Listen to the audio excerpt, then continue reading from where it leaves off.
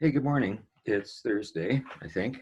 Hope you used yesterday's show to just kind of help figure out how to manage what's going on, how to reassess how you're feeling, and what process you want to use to deal with whatever's going on in your life. So today's show is along a similar vein.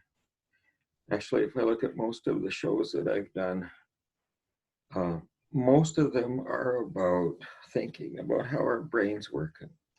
And if I've said anything once, I've said it 1,000 times.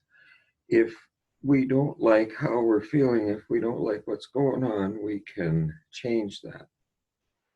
I'm blurry for some reason, but I guess I don't want to fiddle around with that at the moment.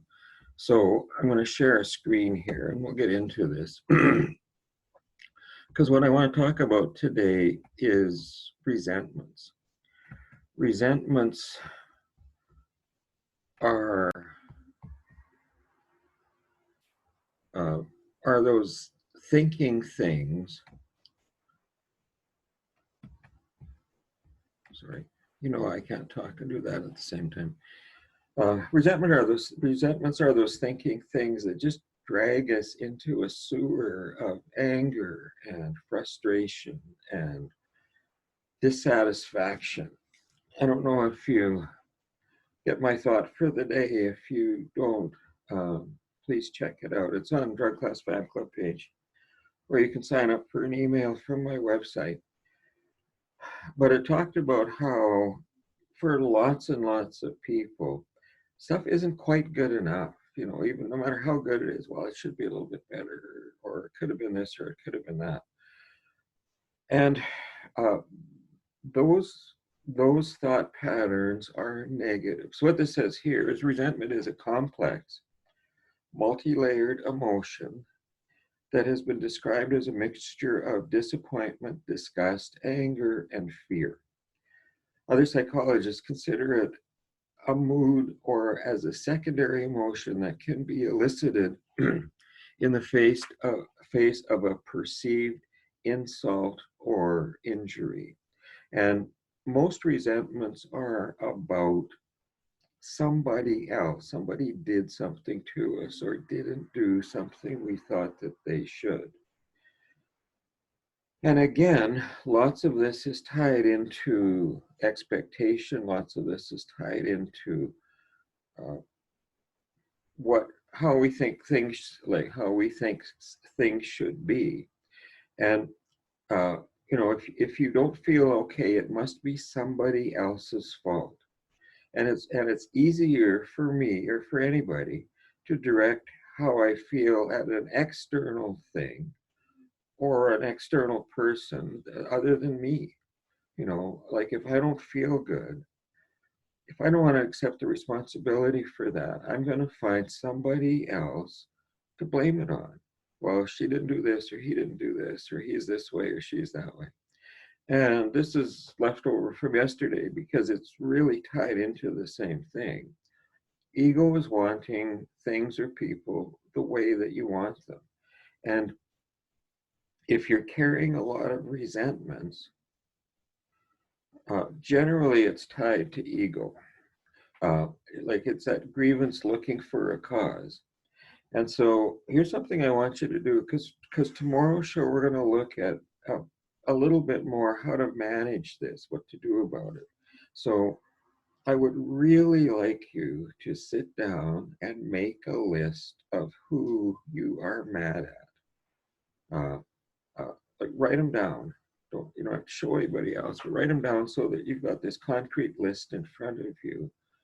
And I want to talk about that tomorrow. But today I just want to take a little more look at this stuff. So here's Russell Brand, who's always interesting. Talk to us about holding a grudge, they say. Who says that? Who's that bothered about holding a grudge? Well, evidently it's an issue, so here I am talking about it. Are you holding a grudge? Ugh, me and my grudge. Ugh. Well, in a way, it's a resentment, isn't it? And resentment actually is quite a serious thing, and I think that most people that are suffering from more obvious and easily diagnosed problems like addiction in some form, will find are undergirdling their condition with a matrix of resentments. Oh, if you'd had my childhood, or if you lived in my society. I'm talking about myself personally, in fact.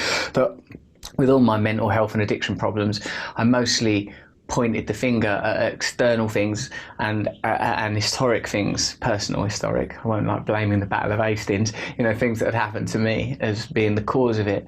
If you've got a grudge against someone, I've got loads of people in my past where I feel like it didn't end the way I wanted it to. Friendships, relationships, business relationships. But you can't hold a grudge. You have to recognise that we are in a world with people who have instincts like we do. Their instincts take them this way, your instincts take you this way, your instincts cause you to come into collision.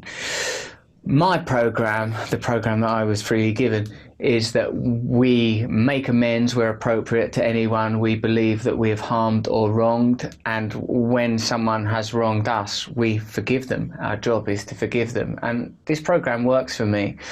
Sometimes you have to re-forgive people. Sometimes you go, I forgive you for the way you treated me in the past. You don't have to say it to them even. You just forgive them within yourself, and you look to see if there's anything you've done against that person. Say you got a grudge against someone you used to be in a relationship with. You think, well, putting aside what I feel they did to me, is there anything I did to them? You go, well, yeah, you were a bit selfish, you were negligent, or whatever it is. If you are willing to make amends for what you did, sometimes that can be face to face, sometimes it can't be.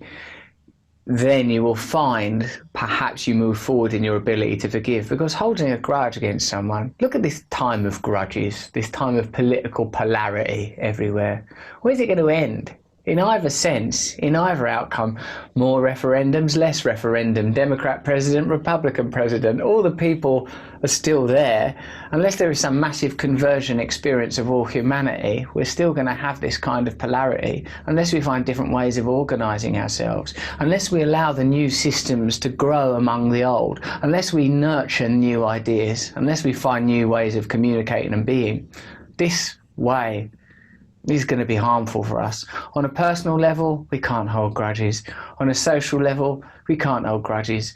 Morality and spirituality, I increasingly think, and I'm aware of the irony that I'm saying this to you, is something that is for yourself, not something for you to project onto other people. Say you really disagree with something, well, then don't do that thing, but don't try and get other people to not do it. If you're like, well, I disagree with gay marriage, don't get gay married then.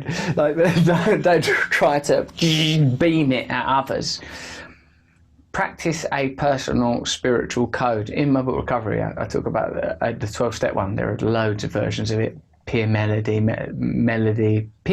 yeah, she's written about it. Patrick Kearns, and lots of 12-step fellowships have literature that show you how to work those programs. They'll help you with holding a grudge.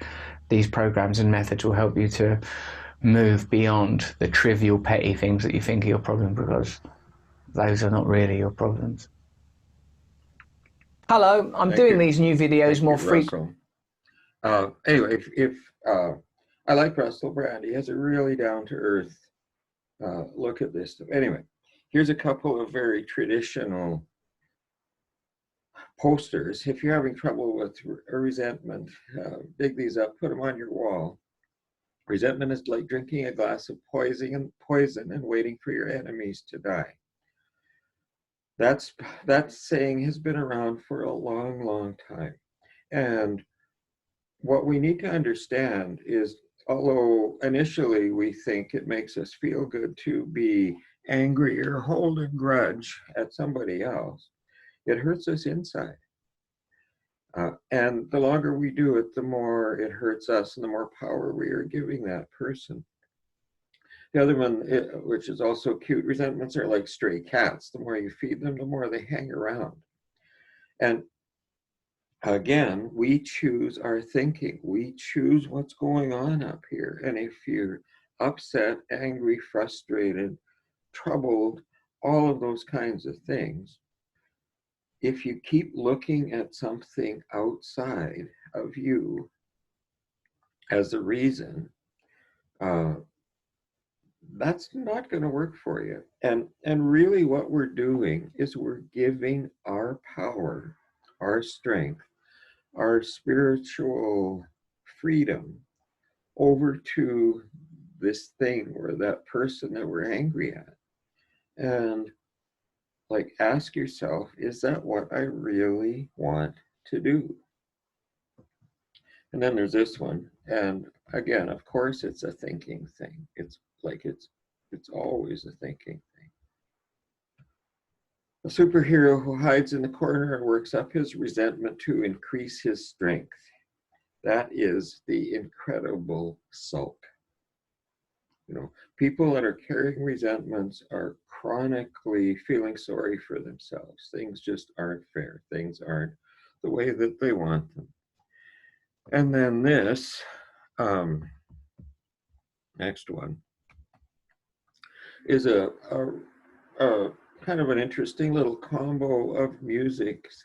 And Wayne Dyer passed away a few years ago, but he was one of the leaders in changing our thinking, in changing how we looked at things.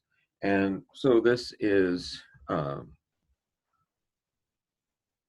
interesting. It's using his words and some synthesizers and that phrase of his that there's no one ever dies from a snake bite.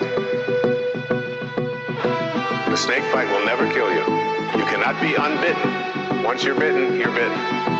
But it's the venom that continues to pour through your system after the bite that will end up destroying you.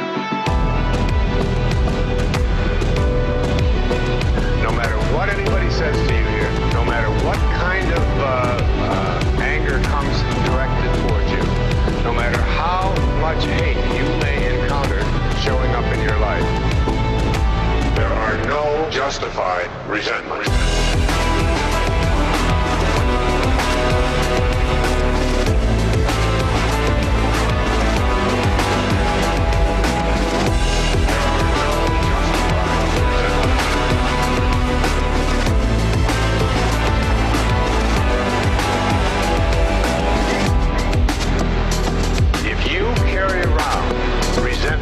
Inside of you about anything or about anyone,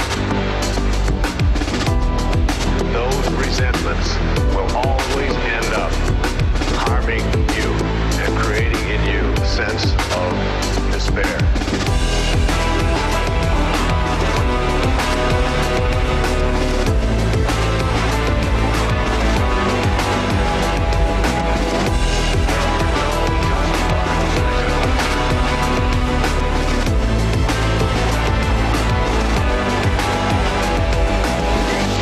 There's a law in the universe. You get back from the universe what it is that you put out there. There are no justified resentments.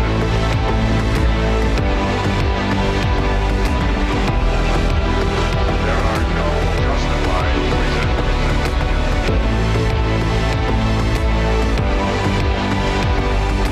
There are no justified resentments. There are no justified resentments.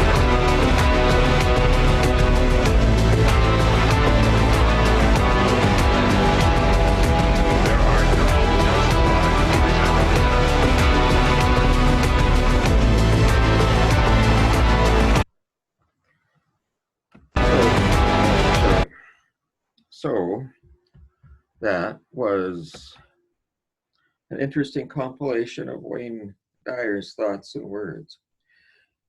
And he's right. There are no justified resentments. We think they are. And what they are doing is they're keeping that venom inside us. And absolutely, people do things that hurt.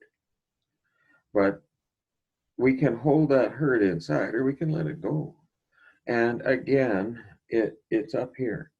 So remember that list. Work on that, please. I want to talk about it tomorrow. So things that people that you're mad at, people that you're upset with, write them down, and we will chat about that tomorrow. You guys have a good day. Hope you check your thinking all day long. Is this really what I want to think? And how do I want to feel? Take care.